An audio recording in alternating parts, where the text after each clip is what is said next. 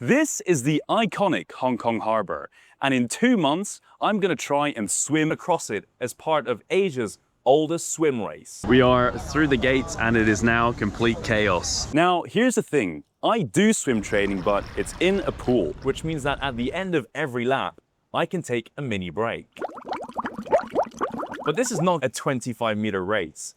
It's well over 1,000 meters of continuous swimming. And like the thought of getting tired in the middle of the harbor with nowhere to rest it's kind of scaring me quite a bit. But that is a problem for future me because my first challenge is the time trial, which I need to pass to qualify for the Hong Kong Harbour race. So let's start training. I'm gonna focus on continuous swimming because at the moment, the longest distance I can swim is 1 lap, which is just not gonna cut it. So to do this, I need to start swimming with tumble turns because it takes away that little break you can get between laps. And not using tumble turns is something I've been called out in training like multiple times for not doing, but you know, how much of a difference can it really make?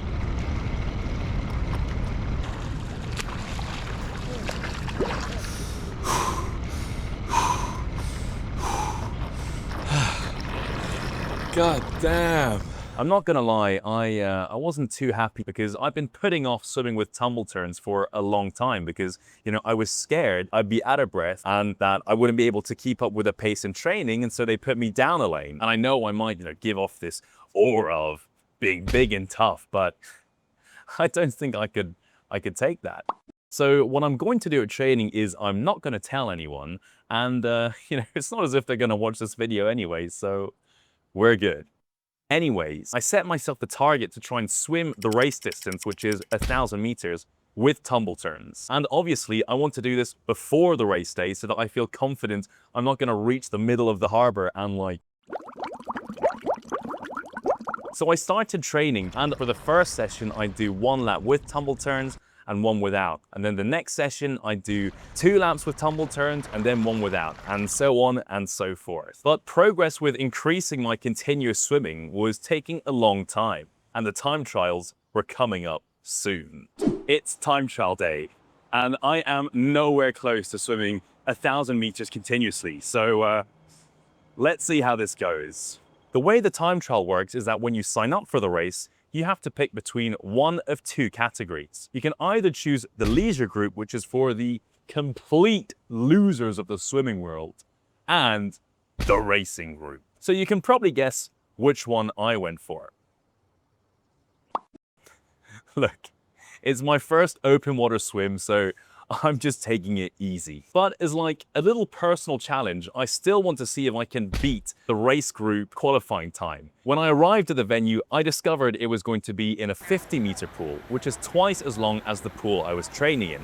So this was going to be a good first challenge. And the distance for the time trial is 1,500 meters, which is longer than the 1,000 meters for the race, which kind of makes sense. Like, you know, you want to make sure people are comfortable swimming the race distance because otherwise you're going to find a lot of people at the bottom of the Hong Kong Harbour, which is also where you'll find the like button. So please click it to appease the anger of the YouTube algorithm. So I've just finished the trials and man, was it tough. Like when you're in shape and you're in the zone, your body is straight, and I mean rigid, and your stroke is nice and smooth. So you just kind of glide through the water. But towards the end of the trials, my body was all over the place. That being said, the time trials was actually like quite a lovely experience. You know, you had people from all ages coming to the trials for a chance to swim the harbour race. And I beat my own little personal challenge of finishing within the race group qualifying time. But here's the thing, there are more people that pass the qualifying stage than there are spaces for the race. So once you qualify, you get entered into a lucky draw, and luckily, I was selected. Which means it's now time to go and collect the Hong Kong Harbour Race swag bag. Let's see what I've got. The race card with my swim cap, that's important, and we don't want to lose that. Oh, I think this is the ankle tracker, which is going to track how fast I swam. I've got a marker, and I'm guessing this is to write my race number down. And This is my little floaty with my race number on it. And I had all these other things like sprays, pamphlets, and this reminder to subscribe to my YouTube channel.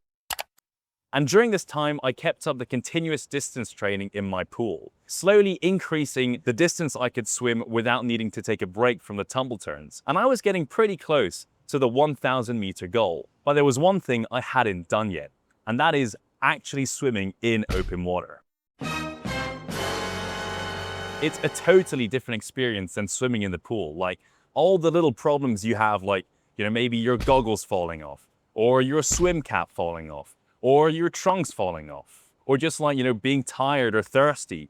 These are all things you can quickly solve by just like taking a small break, standing up, and sorting it out. But now, try doing that in the middle of the frickin' ocean. And then you have to pile on all the other problems that come with open water swimming, like, the fact that you're getting pushed around by the waves, or that visibility is so low that you can barely see your hand in front of you, or like, the fact that you could get attacked by a killer whale.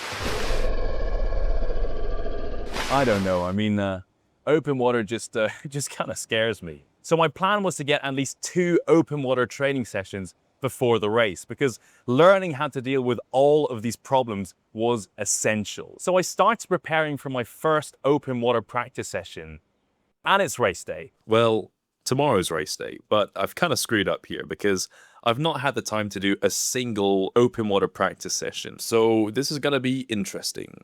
Good morning. It is cold. It is still dark. Whose great idea was this? We must be getting quite close because there's a lot of people with the swimming bags. Right, we've arrived. And there are so many people here. I was pretty impressed and everything was pretty well organized. The only things that went wrong is because I'm an idiot. I had one job, which was to write the numbers on myself. I've somehow written a mirror image of the number. Or like everything that I want shipped across the harbor has to fit in this bag, because they're gonna take this bag and they're gonna ship it over to the other side. So I took all my stuff, put it in the bag, went to queue up for the race, and then realized I still had my shoes on. Annoyingly, they wouldn't let me take my camera during the race. But don't worry, because I've created a dramatic reenactment of my experience. As soon as you get in the water, you enter a what it's like to be blind simulator. And then you decide to take a breath and boom, a wave hits your face and you swallow half the harbor. And here's a little quiz for you. What do you think happens when hundreds of people congregate towards a finish line that's only about 20 meters long? Yeah, you turn into one of these. Please, man. I just want to finish the race. And you can't avoid anyone because your surroundings just look like this. And then I got attacked by a killer whale.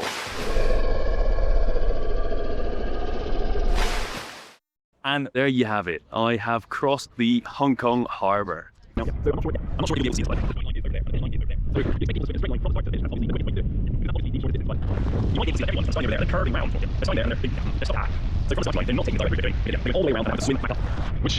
and I reckon there's a pretty strong current that's pushing everyone down.